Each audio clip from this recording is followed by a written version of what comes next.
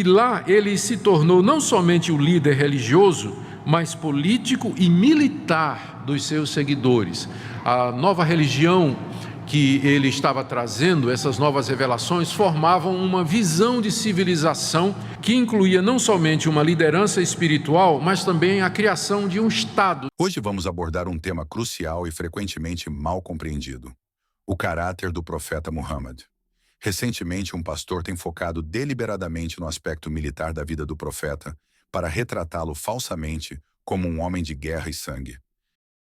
E começaram algumas guerras sangrentas.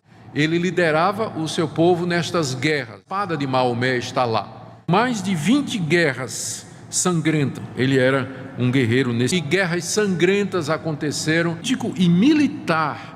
Será que essa visão é justa ou precisa? Vamos explorar juntos. Para entender o contexto, precisamos voltar ao início do século VII.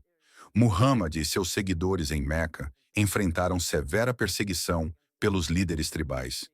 Esta perseguição culminou na migração para Medina, uma jornada conhecida como Hijra, para escapar das tentativas de aniquilação de sua nova fé. Em Meca, os muçulmanos eram minoria e sofriam diversas formas de opressão e violência. As condições se tornaram tão insustentáveis que Muhammad e seus seguidores foram forçados a abandonar suas casas e buscar refúgio em Medina, uma cidade a centenas de quilômetros de distância. Mesmo em Medina, os muçulmanos continuavam sob ameaça constante. Os líderes de Meca não apenas queriam expulsá-los, mas também buscavam eliminá-los completamente. As batalhas travadas por Muhammad, como Badr, Uhud e Khandak, foram respostas a essas ameaças existenciais. Essas batalhas não foram iniciadas por ambição ou conquista, mas foram lutas pela sobrevivência. O profeta Muhammad e seus seguidores se viram forçados a se defender para garantir sua própria existência e liberdade de culto. Mesmo em tempos de guerra, Muhammad estabeleceu um código de ética que reflete sua orientação moral e humanitária. Ele instruía seus exércitos a seguir regras claras de conduta, respeitando a vida e a propriedade. Não traia, não vá a extremos, não mutile e não mate crianças. Não mate uma mulher, nem um monge em sua cela, nem derrube uma árvore, nem estrague um campo.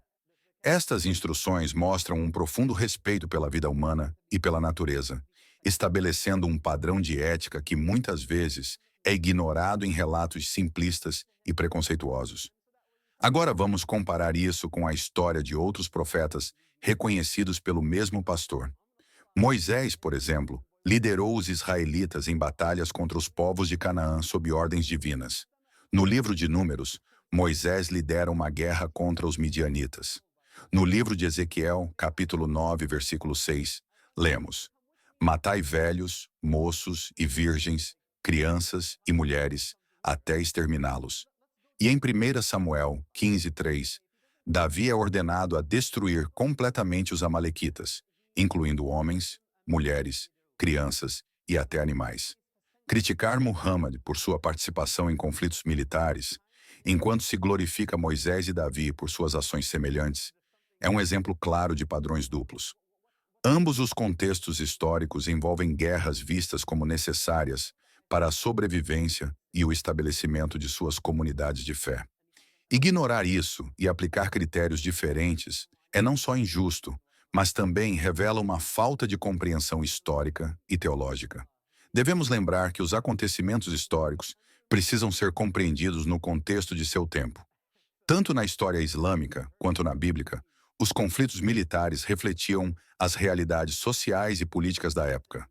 Naquele tempo, a guerra era uma parte inevitável da vida política e social. As batalhas eram travadas por territórios, recursos e, muitas vezes, pela própria sobrevivência. Os líderes religiosos, como Muhammad, Moisés e Davi, também eram líderes comunitários e, por vezes, militares. Ao analisar a vida do profeta Muhammad e compará-la com a dos profetas bíblicos, vemos que a participação em conflitos militares, quando vista no contexto histórico apropriado, é uma característica comum entre muitos líderes religiosos. Muhammad, como outros profetas, agiu em defesa e proteção de sua comunidade e seguiu um código de ética lembrado por sua humanidade e justiça. E o sucessor de Maomé é chamado califa, não é? Quem seria o legítimo califa? E as brigas começaram, os sogros de Maomé, porque ele era casado com várias mulheres, os sogros começaram a disputar, tio também, gente mais próxima, e guerras sangrentas aconteceram, se não me engano, dos primeiros... O pastor sugeriu que os companheiros e os sogros do profeta Muhammad lutaram entre si após sua morte por causa do conflito pelo poder, implicando uma discordância interna significativa. No entanto, a verdade histórica é bastante diferente. Após a morte do profeta Muhammad, em 632 d.C., a comunidade muçulmana enfrentou um desafio crucial: a escolha de um novo líder. O primeiro califa, Abu Bakr, foi escolhido de maneira pacífica e consensual. Essa transição de poder ocorreu sem conflitos internos, conforme documentado por fontes históricas como a Sira de Ibn Ishaq e os relatos de historiadores posteriores. Abu Bakr foi aceito sem disputas entre os companheiros do profeta, mostrando coesão e respeito pela nova liderança. Após a morte do profeta, alguns tribos que haviam aceitado o Islã começaram a abandonar a fé e se recusaram a pagar o zakat, um dos pilares fundamentais do Islã. Essas tribos formaram uma pequena minoria, cerca de 8 tribos, que representavam uma ameaça grave à estabilidade e à unidade do novo país islâmico. É crucial entender que as guerras da apostasia não foram conflitos entre os companheiros do profeta. Em vez disso, foram campanhas militares contra essas tribos rebeldes que representavam uma ameaça direta à coesão e à integridade da comunidade muçulmana. Abu Bakr, o primeiro califa, tomou a decisão de enfrentar essas tribos para proteger a unidade do Estado Islâmico e garantir a continuidade do cumprimento das obrigações religiosas, como o zakat. Essa ação foi absolutamente necessária.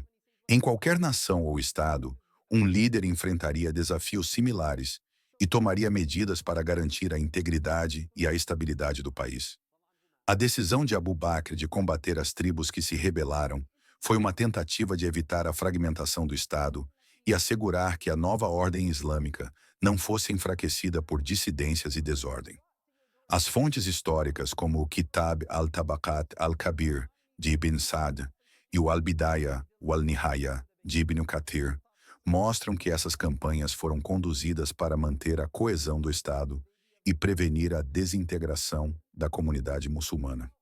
Abu Bakr e os companheiros agiram de forma a proteger a unidade do Islã e a evitar que a rejeição das obrigações religiosas levasse ao colapso do governo recém-formado. Os califas subsequentemente. Para dar um contexto adicional, é importante mencionar os califas que sucederam Abu Bakr. O segundo califa, Omar ibn al-Khattab, governou de 634 a 644 d.C. E o terceiro califa, Uthman ibn Affan, governou de 644 a 656 d.C. Durante seus reinados, o foco continuou a ser a expansão e a administração do império, e não houve conflitos internos entre os companheiros.